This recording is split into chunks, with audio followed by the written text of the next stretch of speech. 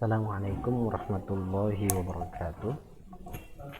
Alhamdulillah rabbil alamin. Allahumma shalli wa sallim ala sayyidina Muhammadin wa ala alihi wa sahbihi ajma'in. Amma ba'du. Kepada siswa-siswi SMK 69 Jakarta, khususnya hari ini saya mengajar di kelas SIJA 2.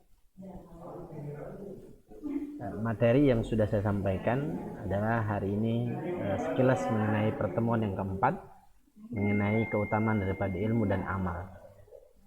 Ada satu redaksi hadis yang nanti ini menjadi tugas dalam pembuatan video kalian, sehingga dalam pembacaan teks hadis tersebut kalian mampu menguraikan dari sisi penekanan kalimat per kalimatnya, sehingga di dalam membaca hadis itu berbeda dengan membaca Al-Quranul Karim. Kalau membaca Al-Quranul Karim itu tentu ada ilmu tajwid secara pendekatan yang sudah kita pelajari ya, ada makharijul hurufnya, fasahahnya, kemudian tartilnya, kemudian panjang pendeknya, gunahnya, dan lain sebagainya, yang termuat di dalam penekanan kita kepada ilmu tajwid.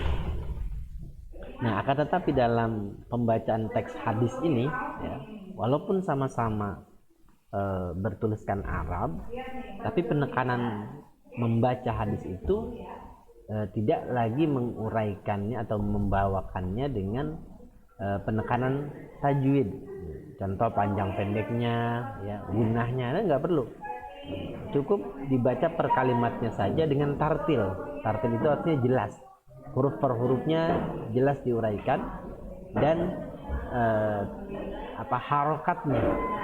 harokatnya, ya, dalam pendekatan membaca huruf Arab itu biasanya nanti berkenaan dengan ilmu nahwu dan shorof.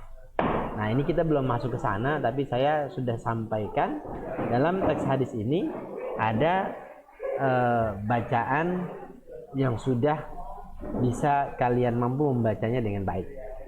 Nah, maka dalam membaca hadis ini saya contohkan. Bismillahirrahmanirrahim. Hadis di bawah ini akan saya bacakan mengenai tentang keutamaan ilmu dan amal. Innamad dunya li arba'ati nafarin, 'abdin razaqahullahu malan wa ilman fahuwa yattaqi fihi rabbahu wa yasilu fihi rahimahu wa ya'lamu lillahi fihi haqqan. Hadza bi afdalil manazili wa 'abdin razaqahullahu ilman wa lam yarzuqhu malan fahuwa shadiqun niyyah. Yaqulu law anna li malan la'alimtu bi'amalin fulanin fahuwa biniyatin fa ajruhuma sawa'un wa 'abdin razaqahu Allahu malan wa lam yarzuqhu 'ilman fahuwa yakhbitu fihi malihi bighairi 'ilmin la yattaqi fihi rabbahu wa la yasilu fihi rahimahu wa la ya'lamu lillahi fihi haqqan. Hadza bi ahbasil manazili wa 'abdin lam yarzuqhu Allahu malan wala ilman fahuwa yaqul law anna li malan la'alimtu fihi bi'amalin fulanin fahuwa biniyatin wa wizruhuma sawa'un. Nah, jadi penekanan dalam membaca hadis itu dibacanya per kalimat, per harokatnya cukup jelas ditekankan ya. Tidak lagi kita menggunakan ilmu tajwid, ada panjang pendeknya, atau ada idgham gunahnya, atau ada izharnya, tidak perlu. Cukup dibacanya secara tartil saja gitu ya.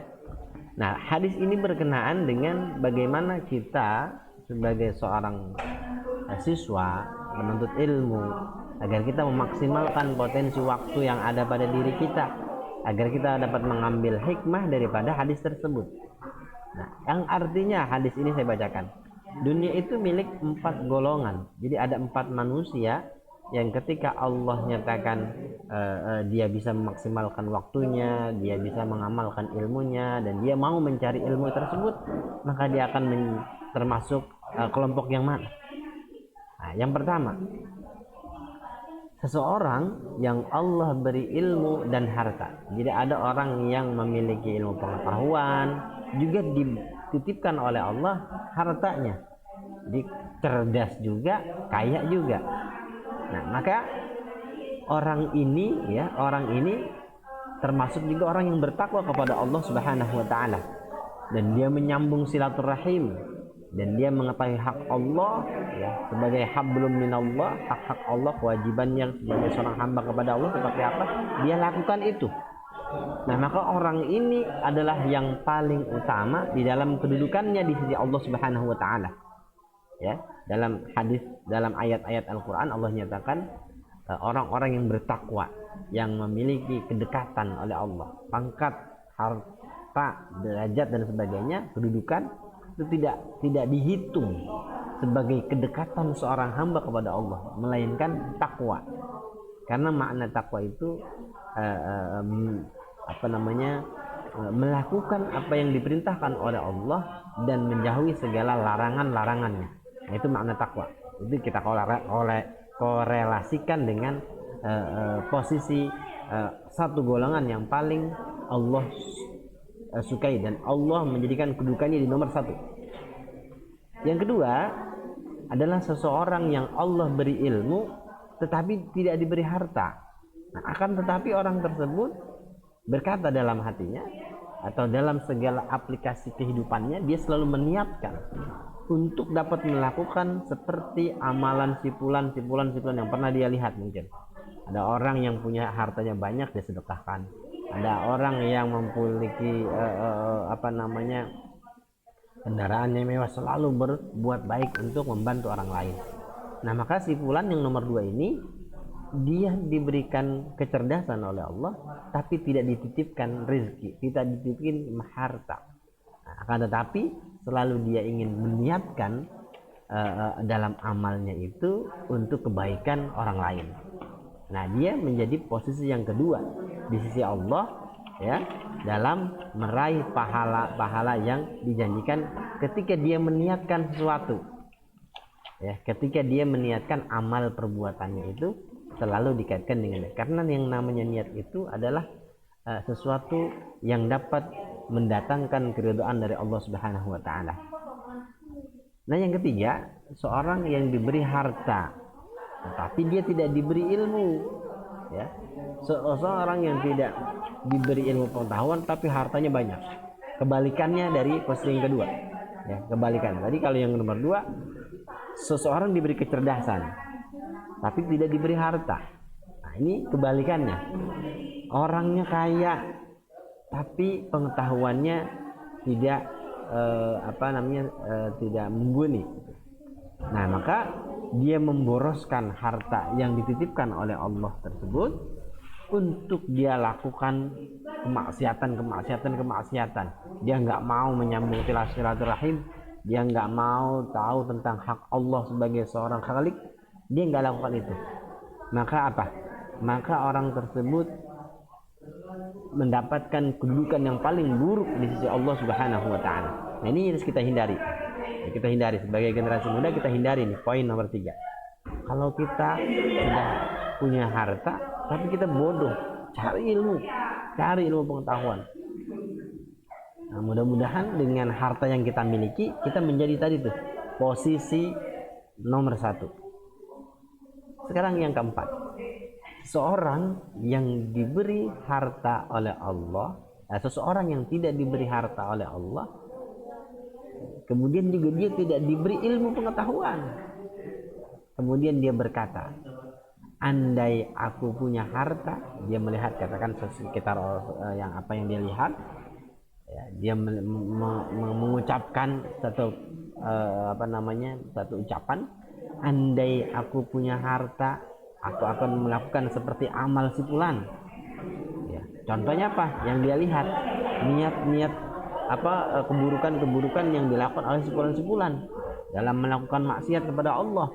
Ini budaya dia sebagai orang yang bodoh, ya, melihat perlakuan orang yang bermaksiat, dia contoh. Nah, dia contoh. Nah, dia meniatkan itu untuk bisa melakukan sebuah perbuatan yang sama, yang buruk. Nah, maka ini menjadi sepaling buruknya, rendahnya derajat seorang manusia ketika dia tidak dititipkan ilmu pengetahuan dan dia juga tidak dititipkan harta oleh Allah, akan tetapi perbuatannya selalu bermaksiat kepada Allah Subhanahu wa taala. Nauzubillah min dzalik. Nah, mudah-mudahan dalam konteks keutamaan ilmu dan amal ini, ayo kita maksimalkan potensi kita dalam mencari ilmu pengetahuan. Lalu kita tingkatkan ibadah kita kepada Allah, sehingga apa? Sehingga kita termasuk orang-orang yang beruntung dalam melakukan sebuah perbuatan yang didasari dengan ilmunya. Maka ingat satu pesan seorang ulama besar, dia katakan di dalam kitabnya, ya, Matan Zubad, faqulu man bi ghairi ilmin ya'malu a'maluhu mardudatun la tuqbalu. Setiap amal yang dilakukan oleh seorang hamba atau seorang manusia, dia lakukan tanpa didasari dengan ilmu pengetahuan, a'maluhu, amalnya, mardudatun, mardud, tertolak, la tuqbalu, tidak diterima oleh Allah Subhanahu wa taala. Nauzubillah min dzalik. Mudah-mudahan kita terhindar dari segala perbuatan buruk yang bisa mendatangkan maksiat kepada Allah Subhanahu wa taala.